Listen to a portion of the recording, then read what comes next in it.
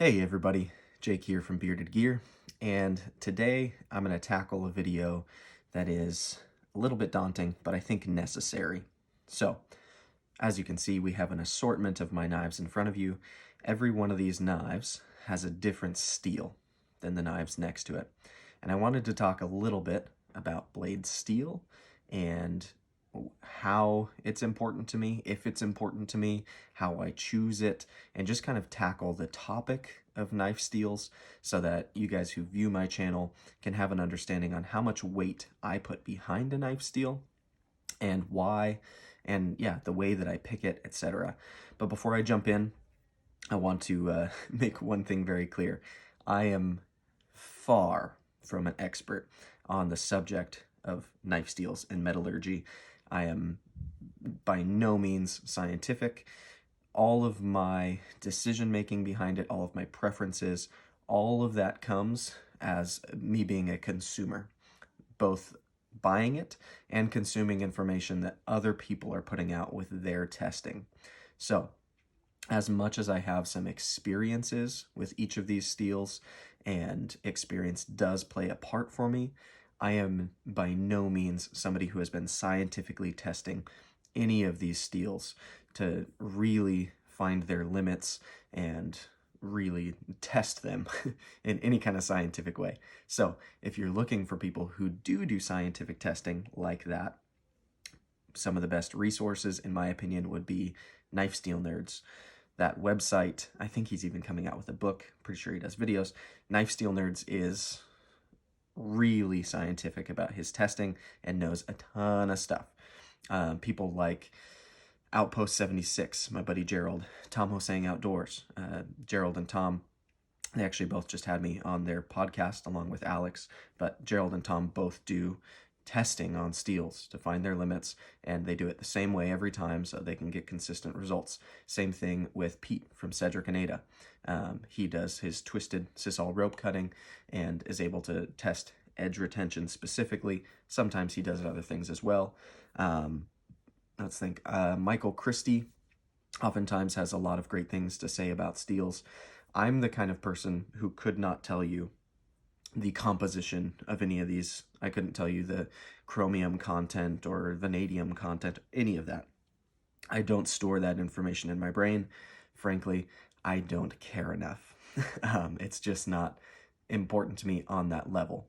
But as somebody who adores knives and uses knives constantly, I do pay attention to steels and I do have preferences. So again, if you're looking for real scientific knife steel information, this is not the video for you. If you want to hear me ramble about my preferences and the types of steels that I think suit certain types of knives better than others, then this video will be enjoyable for you. And I think all of these knives are interesting on their own. So we're going to talk about these. But I'm not going to go in any particular order. I'm just going to talk about how I've chosen these steels and what I look for. Let me say first things first. The property of a steel that I care about the least is going to be ease of sharpening. For some people, that's not the case. So if ease of sharpening is important to you, then keep that in mind for everything that I'm going to say, because I don't even frankly want to address it in this video beyond just saying I couldn't really care less about it.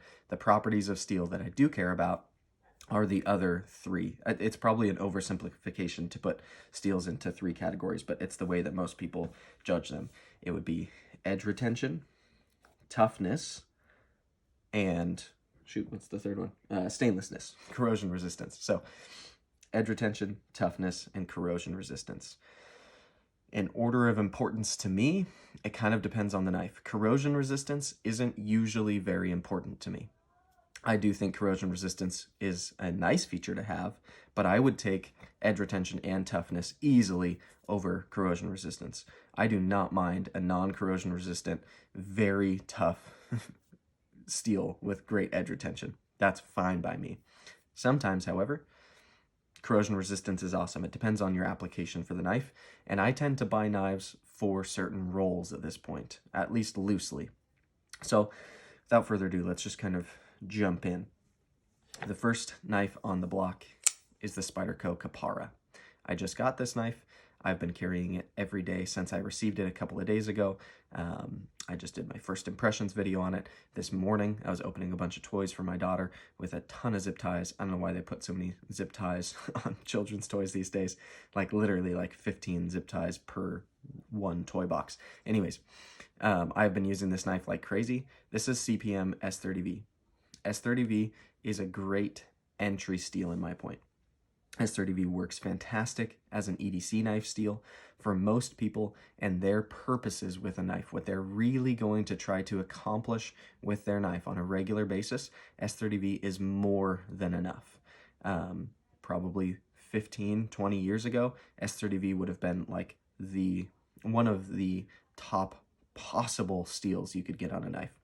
Now, it's become baseline for companies like Spyderco, Benchmade, and many others. So S30V is a steel that I'm fine with, but does not excite me. And I think that's fair to say, because anything that's used a lot becomes less exciting.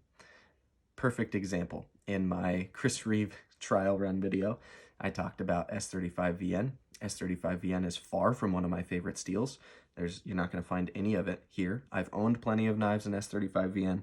I don't currently that I can think of, but S35VN, I would say, is almost equivalent to S30V in my book at this point. It probably has a few advantages. I'm sure it does. I'm sure people who are nerdy about it can explain all of those like crazy. To me, S30V and S35VN are both in the same league, I guess is what I'm trying to say. They're both, at this point, common steels. They are found on a ton of things in a ton of applications, from American knives to Chinese knives to Taiwanese knives to knives that are coming from Australia or Italy. S35VN gets used a lot, and it's become fairly basic for that reason. And other steels have come out that are demonstrably better in toughness and edge retention, which is important to me, and in stainlessness. So let's let that be what it may be. This is what I would consider, for my collection at this point, S30V is about as low as I go to realistically carry. Every now and then I'll carry a knife in like D2 or something, but I don't frankly really like D2. S30V is much better in my opinion. So that's going to be our entry point. One thing I also want to express, I suppose I should say before I jump any further into this, before people start getting up in arms about heat treat and edge geometry and all of that stuff, those are not what I'm talking about in this video today. What I'm talking about are the steels themselves, assuming they're all heat treated properly. Steels are kind of like a steak in a way. There are a bunch of really great cuts of steak, but if you take a really great cut of steak and you ruin it in the cooking process, then it's no better than crappy ground beef, right? You can ruin great materials. So somebody who takes a fantastic steel and heat treats it improperly, it's no longer a great steel. It's been ruined in many ways. So let's assume, for the sake of argument, before somebody jumps in with, well, S35VN is better than 20CV when 20CV isn't heat treated right because Chris Reeve always heat treats S35VN right. I don't care. Stop it. That's a separate argument. Heat treat and edge retention is not what I'm talking about. When I'm talking about the composition of these steels and their properties, assuming they're heat treated correctly. Have I done Rockwell testing on these knives? No. But in my experience so far, I haven't found flaws with my expectation in them, so I'm going to assume that they have been treated properly, correctly, etc. So I'm going to assume all these steaks are prepared well. Even if they're different cuts, I'm going to assume they're prepared to my liking until I find out otherwise. Now, that out of the way, we've talked S30V. Let's jump to, this is actually a great, this is what I would consider to be the new standard. This TRM Neutron, I don't know if you'll be able to see from all the way up there, is in 20CV blade steel. 20CV is essentially equivalent in almost every single way to M390 and CTS 204P. So these steels come out of different factories, but essentially have the same composition. Now, when you're looking at, I would even say mid to high-end knives in today's day and age, M390, 20CV, 204P are the new standard. New standard for high-end. So if the entry steel for many companies is S30V, then the nice steel option, the upgrade, the one that goes on their higher end, better knives, is often going to be 20CV, M390, 204P. Many people would say that these three steels, again, being essentially equivalent, are ultimate EDC steels. They're the perfect balance of what's available today of toughness, edge retention, and corrosion resistance. They're fairly stainless. They're somewhat rust resistant. They're not rust proof. Definitely not going to say that, but they're pretty good at not corroding. They have fantastic edge retention, assuming they're heat treated properly. Fantastic edge retention, and they're fairly tough. So I've heard many people argue that S35VN is the best EDC steel because of its balance, because it's balanced between toughness, edge retention, and corrosion resistance, and ease of sharpening. Let me reiterate, I couldn't care less about ease of sharpening. That's not something that that plays a part in how I pick a knife steel. So this is better than S35VN, assuming it's heat treated properly, at edge retention, toughness, and I would assume at least equivalent in corrosion resistance. Again, that's kind of secondary to me, but I think those who say that this is a perfect EDC steel in what's available on today's market are not far off. There's certainly an argument to be made there, and I appreciate steels like 20CV and M390. Many of my favorite knives that I own or have owned are in M390, 20CV, or 204P. They're just fantastic steels that are the new expectation of what should come on a high-end knife. To me, when I'm looking at a knife that's above a few $100s, if it has S35VN, I count it against it. If it has D2, I triple count it against it. Steels like those, even if they're treated to the best possible point, are less favorable than the same company giving the same care and heat treatment to a steel like M390, 20CV, 204P. So if you're one of those companies who is still using one of those steels, maybe some people are fine with it. I am not. I think that those steels have become somewhat antiquated, and when they're available on knives that are sub $100, if you're going to be making a knife with really nice materials otherwise, and then throw an S35VN or a D2 or something blade on it that's not at this caliber of M390, 204P, or 20CV, then I think you're missing the mark. And I think that the market is responding to nicer steels like these. So I'll let that be what it may. I don't want to particularly slam anybody in this video, but let's just let that be what it is. So 20CV, M390, essentially equivalent, both what I would consider excellent steels in today's day and age. They are what I would call top tier. If S35 or S30 and S35VN are second or even maybe third tier, depending on how you want to break down steels at this point, then these steels, M390, 20CV, they're top tier. Now, let's talk, I'm going to leave the waypoint for last because I think that'll make more sense. But let's talk 3V. This knife, you'll have to pardon me, is still missing a clip. I'm waiting for one to come to throw on it because I stole it for this knife. Anyways, 3V is a blade steel that favors specifically toughness. So if you're looking at like steel charts, Blade HQ rates things from like a 0 to a 10 on each of the properties. 3V is often listed as a full 10 on toughness. It is about as tough as you can get out of a steel. Now, this is obviously a pretty thin stock, a relatively small bit of 3V compared to some like really robust outdoor knives, but 3V is a steel that is focused on toughness above all other things. So for a knife that I expect to do hard use, outdoorsy type tasks, 3V is a steel of choice for me. It's not the only steel that I'm willing to use in that application, but it is an excellent choice for it. The steels you'll find on like my fixed blades, which I don't have on the table. I don't own any fixed blades currently in 3V. I need to change that. I don't know why I don't, but I do own fixed blades in 52-100, in 1095, in EDC RV2, and you'll notice in all of those like designated kind of fixed blade outdoorsy steels that you see a lot from Tops and Essie and Bark River and all of these outdoorsy knife companies, toughness is a focus for a reason, because knives used in that application should be tough. So this is obviously a very lightweight, very comparably fragile version of a tough outdoor knife, but this is my designated lightweight outdoor knife. So that's why it's wearing 3V, and I love 3V. 3V will corrode easily because it's not its focus to be stainless.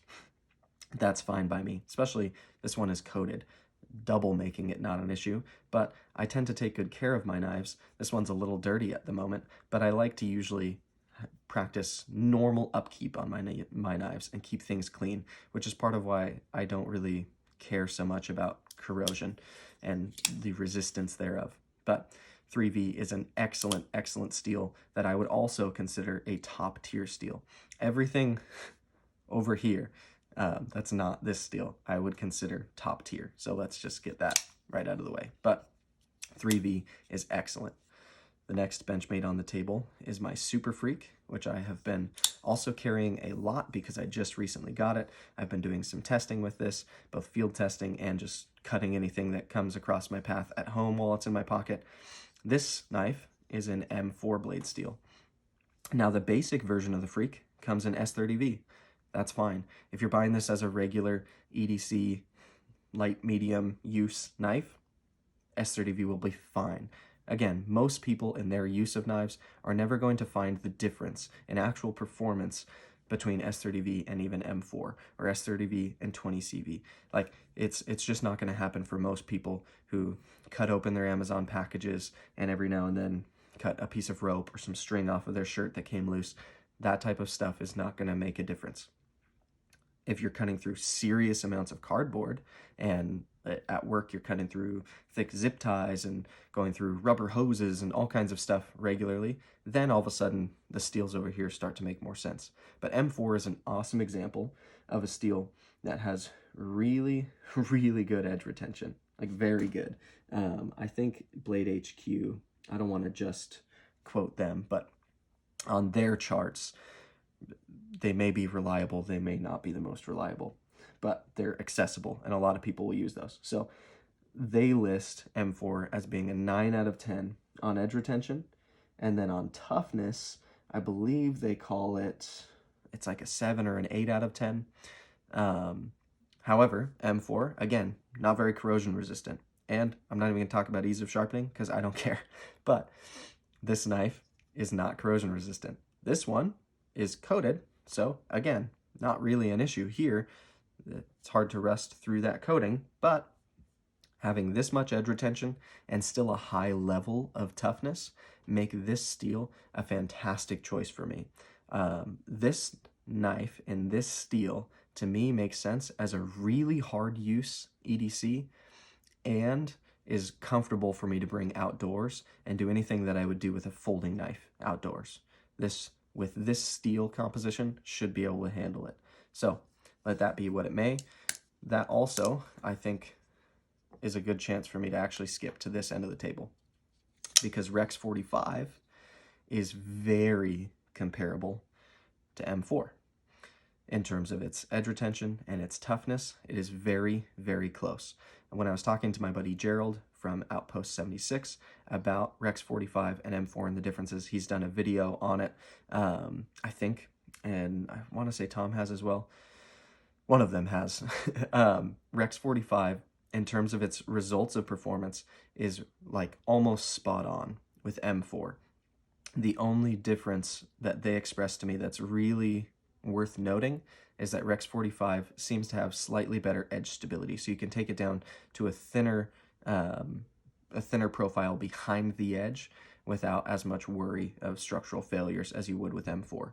So to me and my purposes, I look at M4 and Rex 45 as being essentially the same. They're pretty much synonymous with one another, and the Shaman being a thick blade stock, robust compression lock folder, this is one of the knives that is most common for me to put in my pocket when I'm going outdoors with intent to actually use my folding knife for some stuff, whether it just be for fun or because I'm going to be camping or whatever it may be, where I'm going to actually need to use this to feather stick or clear a brush from the trail or chop through things that I probably should be using a fixed blade for. But this is the kind of steel with its edge retention and its toughness properties that I find to be great for that application in a folding knife.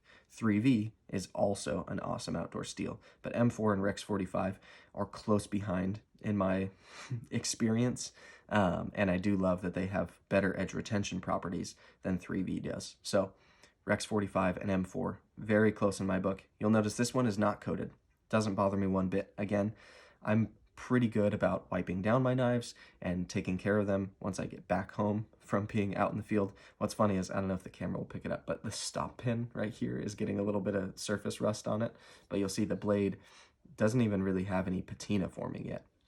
And I've gotten this knife super sweaty. I've gotten it wet. I've put it through like wet branches and like it's had tree sap and all kinds of stuff on it. And I've just been pretty good about cleaning it after using it, and the steel is doing fine for me. So I don't usually have issues with corrosion resistance, and if I start to spot any little hints of rust, then I use my cleaning processes to just take care of it. So Rex 45 and M4 are both phenomenal steels for a tough outdoorsy folder that I'm going to be using hard in an application like that. Now let's talk S90V. S90V is a steel that Spyderco typically uses, I'm learning, on their first sprint run of every knife that they do a sprint run on. This particular one is a signature series Spyderco, so it's the fluted carbon native 5. S90V is amazing at edge retention. Let's see, Blade HQ lists it as, I've got the chart next to me, a 9 out of 10 on edge retention. And then on toughness, it's pretty low. It's a 3 out of 10, according to their chart. So when you compare this to S110V, which is also a great steel, S110V has 1 point more on edge retention, but 1 point less on toughness. So to me, S90V being so untough, or S110V being so untough, let's kind of talk about both of them here because I think they're fairly comparable in my use and experience. Neither of them would make a good outdoor steel like Rex 45 or M4 or 3V or even M390 20CV. Those have a better ratio of toughness to edge retention. S90V and S110V are more focused on having awesome edge retention and give leeway to some of the toughness, but they're also quite stainless. So if you're going to pick an EDC knife, again, for regular EDC tasks of cutting through cardboard, paper, tape, paracord, rope, all of your like normal knife stuff that most people would realistically use their knives for, it's an awesome steel. And to me, S90V, this variant of this knife, isn't going to be a knife that I plan to even bring with me outdoors. So even though my use of knives often takes me outdoors, I grab certain knives for those tasks. I don't need to have one knife that can do everything, because as you can see, I've got a lot of knives. This isn't even close to all of my knives, but just in this sampling alone, just about anything I could need a folding knife for, I could grab one that suits it. That's why we're talking about steels and their the way they're put together here. Anyway, so S90V has fairly high levels of stainlessness. In fact, let's see real quick what they say on corrosion resistance. S90V, it's a 5 out of 10. So it's not by any means one of the most stainless or corrosion resistant steels, but it's not certainly not a slouch in that arena either. So this steel is, to me, a good balance of being an edge retention focused steel that has certainly a high level of prowess in that specific arena, and that's what it's for. And that's fine on a knife like this, which is kind of gentlemanly. It's carbon fiber, it's pretty, it's a backlock. This isn't a knife that I'm gonna be taking with me in places where it would be prone to getting corrosion on it anyways. And I'm not gonna be asking a knife this size and this profile and this setup to do things that would question its toughness. So there's S90V for you. This next one is really exciting. This is Maxima. Now, Maxima is kind of a different steel from a lot of others in terms of the way it comes together, from what I understand. I believe Maxima is what they call a micro melt steel. So the processes of making Maxima are a little different, and from what I understand, harder because this steel is so hard, and it's more difficult to work with for Spyderco. So part of why this is a regular production, obviously I've switched up scales and clip and all that here, but Maxima versions of the Para 3, the PM2, the Native 5 lightweight, the Manix 2, I think just in the lightweight, and I may be missing some, but there are production versions of each of those knives that are available with relatively regular frequency. But Spyderco doesn't make as many of them as fast because, from what I understand, Maxima is a harder steel to work with because of its properties. That being said, that's also what gives it its fantastic strength of kind of ultimate edge retention. Now, Maxima is not very stainless, and from what I understand, it's not all that tough. I don't think it's like bottom of the barrel on toughness, but it's not all that tough. So it's not super corrosion resistant, which means it will patina or rust. Doesn't bother me, and it's not that tough. Again, fine with me, because for me, I've chosen to have Maxima on my Para 3. The way I carry and use a Para 3 is typically like indoors or regular EDC type of stuff, where I'm cutting through packages, cardboard, like processing cardboard for the trash bin, that kind of stuff, where I'm going through a lot of like what I would not consider hard use material, but a high volume of material. Now, that's where an edge retention property shines. So this knife is still wearing its factory edge, and I've owned it for, I don't know, probably a year and a half, and carried it regularly. The Para 3 is one of my most regular EDC carry knives, and I use it a lot when I carry it. I don't shy away from using it at all. I haven't yet had any issues with patina or rust, and it's just been an unstoppable edge. This is one of the best edge retention steels that exists currently. So, to me, a steel like this makes a ton of sense on a Para 3.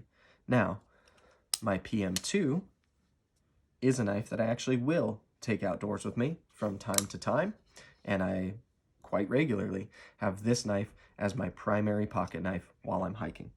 Now, this PM2 is an exclusive, which came from River's Edge Cutlery, and it's in CPM 10V. CPM 10V is awesome. I don't think it's going to be on Blade HQ's charts. In fact, I'm certain it's not. And again, I am no expert on steels. I've seen charts on this steel in the past. They're part of what made me decide that I had to have one.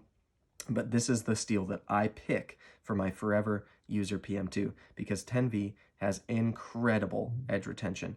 It might not quite be Maxima levels of edge retention, but it's close. It's probably the closest on this table of any other knives that are here. Really great edge retention, but it gets a little more toughness than a steel like Maxima does. This is not going to be a slouch in the toughness arena. Is it going to be as tough as 3V? Absolutely not. Is it going to be tough as M4 or Rex 45? I don't think so. But it's tougher than Maxima and still has fantastic edge retention. And the way that a PM2 is designed and ground, this isn't the type of knife that I'm going to use for things that are all that tough. When I'm hiking and outdoors, I do carry a fixed blade with me as well. So if I'm having to do real hard use tasks, a PM2 with how thin its tip is, the way it's ground, it's not going to be a knife that you're going to want to use in terms of the way it's designed for things that are overly tough.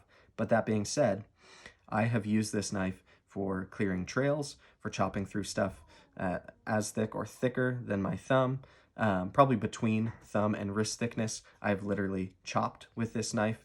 The way that the PM2 works for me, this is the steel that I think best suits the way I use this knife. 10V is an awesome steel. It is one of the bests that exists in my opinion for the way that I use it, and on the PM2 it makes incredible amounts of sense for me. So I think we've talked about everything now except for Vanke's Super Clean. So this is the quiet carry waypoint, and Vanke's Super Clean is its shining feature. Vanke Super Clean is a very unique steel in the marketplace because I don't think there's anything else on this table except maybe 10V that is used as rarely on folding knives as Vanke Super Clean. Hopefully that's changing. I think it might be because more and more attention is being given to this steel, but Vanke Super Clean is close. From all accounts that I've seen, it is close in terms of edge retention and I think even toughness to M390 20CV, that kind of trio with 204P, sorry. So M390, 20CV, 204P have really good edge retention, pretty good toughness, and are fairly stain resistant. I think Blade HQ lists them as being like a 7 out of 10 on stain resistance. So if they're a 9 or a 10 out of 10 on edge retention, this is probably also a 9, maybe an 8.5 if it's below a 9. But in my testing and use so far, I haven't found any noticeable differences in edge retention between this and well-treated 20CV M390 204P. This thing has been holding an edge like an absolute champion. And Vanke Super Clean is one of the most corrosion-resistant steels available today. So this knife, being Vanke Super Clean, it also has an LC200N liner lock, by the way, which is also crazy corrosion resistant. This knife, in all of its properties, is like a 10 out of 10 in corrosion resistance. I did a little bit of testing on this. I've seen other people do some testing in like salt water even, but I cut an apple with this and left it with like the apple slices and juice all over it. Nothing was happening. I stuck it in lemonade for another, I don't know, over an hour, and nothing happened. I have run this knife under the sink to clean it off after using it, and I have closed it up and put it in my pocket and then pulled it out later, and it dried on its own from being in my pocket. No corrosion, nothing. This is as corrosion resistant as a knife steel gets in today's day and age, and it has awesome edge retention, and it has fairly good toughness from what I understand. Is it easy to sharpen? Don't know, don't care. When it comes time to sharpen it, I'll figure that out. I would much rather have sharpening be a hurdle for me and have a steel that's going to perform incredibly well until I need to sharpen it and after I need to sharpen it than have a knife that's easy to sharpen. That's just my preference. But yeah, Vanke's Super Clean is incredible. There are some other Vanke steels that exist. I have not tried any of them. This is my first experience with any type of Vanke. In fact, as soon as people start talking other types of Vanke, I get lost really quick because I don't have any experience with them, and I just started hearing about them even relatively recently. So there aren't many knives available right now with this steel, but this is what I would consider the current leader, like the most incredible knife steel you can get on a production knife right now. Amidst all of these other steels, this is the one that feels the most special, the most cool, the most different, and the most kind of cutting edge. I realize that's corny to say on a tabletop full of knives, but this is what I think is a good indication of kind of the future of what will be expected on knives. If 15 years ago, what was expected on a high-end knife was D2 or S35VN, and now what's expected on a high-end knife is 20CV or M390 or 204P or S90V. Like, those are high-end steels right now. I think this is what's coming next in high end. I know a lot of people, a lot of companies are resistant to working with it because it can be difficult to work with. Part of what makes it exotic, I suppose, is that people shy away from working with it because it's hard to get right. But in my experience, this quiet carry has already gotten it very right. And so if a relatively small player in the scene can get it this right, then I think it's only a matter of time before other people have to figure it out and start making it a regular offering. And that's a really exciting thing, because on this steel, it doesn't feel like I have to give up anything. Like if I pick 3V, I give up some edge retention. If I pick S90V, I give up a bunch of toughness. Same thing with Maxima. If I pick Rex 45, I have to give up corrosion resistance. But on this knife, I don't really have to give up any of those. Like somehow they're able to pack all of those qualities into this steel, which I think oftentimes people consider to be somewhat impossible to do. So Vanke Super Clean, of the steels on this table, is my favorite. And of the steels currently being offered, I would argue is the coolest. Does that mean I don't love any of these other knives for their own reasons? Of course not. I own all of these steels and use and enjoy each of them. And yes, I use and enjoy steels like S30V all the time. In a regular EDC knife, S30V is fine. Even for me, somebody who uses my knives quite a bit, sometimes just to use them, because I look for opportunities to use my knives because I enjoy it. I have no issues doing medium to even heavy duty EDC tasks with S30V. Today I cut through a crap ton of thick, big zip ties with this knife, and guess what? The edge did fine. I didn't have any issues with it. It hasn't lost any of its sharpness. There was no rolling, no chipping, nothing like that. S30V is a great steel, but there are steels out there that are better, that are more effective at certain things than this steel is. In fact, some of them are more effective at everything than this steel is. Do they come at a price? Yes. But to me, it adds some fun to the hobby to buy not just knives, but to buy steels.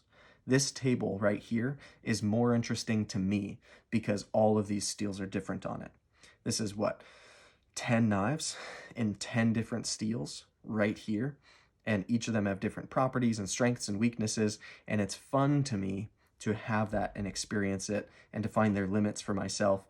And so as much as some people get kind of burnt out on the arms race that is knife steels right now, I think it's an exciting thing and I enjoy it, and it adds a certain level of excitement to the hobby for me, genuinely, to try out a new steel and to get a steel that feels exotic and different, and like to have steels like Maxima and Vanke and Rex 45 and 10V. These are steels that, until relatively recently in history, were not available on knives. And so the fact that we're in a time where they're pretty readily available is really cool to me. And that it's not just like nonsense knives that have them. Each of these knives that are on this table because they're knives that I actually love the designs of, I love to carry, and I love to use for reasons other than just the steel. I mentioned in my Quiet Carry Waypoint full review that if this knife was in a different steel that wasn't corrosion resistant, and it was just a knife that was still offered with a good steel, but was just this design without the corrosion resistance properties, I would still like and want this knife. But it also happens to have Vanke Super Clean, which is really, really cool to me. So as much as I buy knives, I also buy steels. And if you don't, more power to you. If you're the kind of person who S30V does everything you want a knife to do, great. You're going to save yourself a lot of money, but you might also miss out on some other knives that only exist in really cool steels. And for that reason, some of them are pretty expensive because you're buying some materials when you buy a knife, as much as you're buying the workmanship and the company and all of those other factors. But there are some knives that only come in S30V, and I happen to really love the Kapara. I'm super glad I own this. And there are no other steel options yet. So if I want a Kapara, I get S30V. If they come out with this knife in 20CV or in S90V or in Maxima or in 10V or in Rex 45, you better believe I'm going to get one of the ones in the steels that I like better and find more exciting. So that's the way that knife steels work for me. I hope that that made some semblance of sense. And again, not an expert. Don't get too mad at me if I was off on this or that. This is the way that I view steels, and I hope that seeing this helps you to understand the way that I collect and enjoy knives in some way. And if you're like me, hopefully it's just interesting too, because maybe there's a steel on here that you didn't even know existed, or you didn't know was comparable to this or that. And so hopefully something in here was a little bit informative. But again, if you want real steel information, please check out Outpost 76. Gerald is great. You can check out Tom Hosang Outdoors, Pete, Cedric, and Ada. You can check out Knife Steel Nerds. Who else? Michael Christie, Big Brown Bear, I think, does quite a bit of steel stuff. There's a lot of channels out there. Even Jason, who's running the Millie PM2 Para 3 Club group, Facebook and YouTube. On YouTube, he's Millie PM2 Para 3. He has a wealth of knowledge about steels and their composition, and people who can talk about the chemical properties of steels and recite that information are clearly going to be better about having that conversation than I am. Again, I'm a consumer who's using these steels, and I have some experiences with them, but I'm not an expert. So I'll let all of that be that, and I'm going to post this video, be it what it may. I'm sure some people will have opinions about it, because they always do about steels, but that's the way I see it. So hopefully you've enjoyed this. This has been fun.